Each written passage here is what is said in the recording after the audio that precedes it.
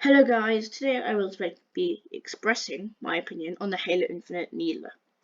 I will be going through what I like about the gun, what I don't like about it, and I will be comparing it to previous versions from the other Halo games.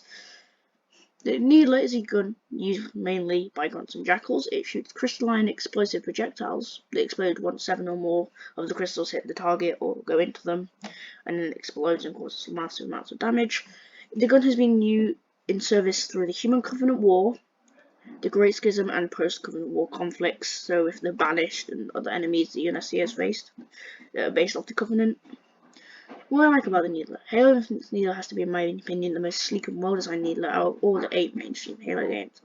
It has played a big part in my time playing Halo as one of my favourite Halo guns because I just love the sound and the look when the crystals are firing, and how satisfying it is to look at your enemy going kaboom.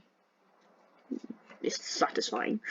And I really think 343 did it justice in that regard. The balancing of the gun is great. It isn't too weak or overpowered, and has a very reasonable amount of ammo, 26 crystals to be exact. What I don't like about the new Needler. Start off with, the Halo Infinite Needler has 2 versions, the Pinpoint Needler and the regular Needler. The Pinpoint Needler can track the target you have locked onto. You can fire when you are not even looking at the enemy, and the needles will curve around and hit the target, pretty much making you have aimbot, and I don't like that. The regular version is severely lacking in everything that made the entire gun good in the first place. Its tracking is very poor, and most of the needles miss even if your crosshair is on the enemy, making it practically useless, and they have a decreased range, and it's only effective in open area without any cover. I know this may contradict things I said earlier, but I think the Needler is a very good support and sidearm weapon, which means technically, say you run out of ammo in your main gun, it is good if you want to just go out there and attack them, but it's not good if you want to use it as a main, because the ammo goes down really fast. It takes a lot of needles to actually kill them, which is annoying. Well, it's now time to compare everyone. I always love using the Needler, as I've said.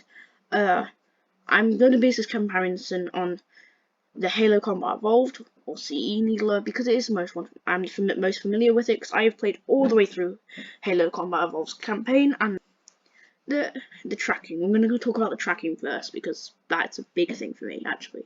Halo Combat Evolved had a good tracking, and it would barely ever miss, which I like, because it makes it effective, and it didn't go out of ammo very quickly. You could get one, and it would be more of a primary weapon instead of secondary support weapon, which I do love. What I also liked about it, there was an elite. If there was an elite and a grunt next to each other, or very close to each other, and you just swung your cursor, if you're using a mouse, obviously, you swing your cursor around, and it would hit both of them. Well, you could hit both of them, but I think most of the needles would usually hit the elite, a bug, or it was actually in the game. But that's something I found that happened. Let me just get on with this. The tracking is still good in Halo Infinite, but hitting the strong enemy is not there, which I think is a shame. Yes, I don't think it's there anymore. And also the tracking I've said earlier is less than the Infinite. In the Combat Evolved one, it would miss half the shots. Like, say you have cut your crosshair on them, and then they're moving around. Even if it's an open area, it's hard to hit them. Of the say if you play 10, maybe 4 or 5 will miss, 5 will hit them or something. So it's not the best tracking I've ever seen from a Halo gun. But now I'm going to talk about the ammo of the Infinite Needler and the Combat Evolved Needler.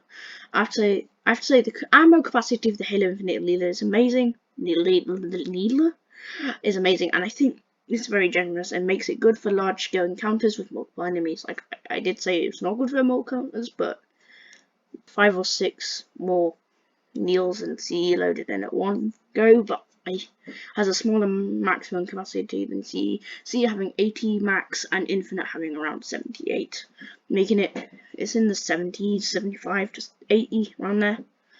The damage.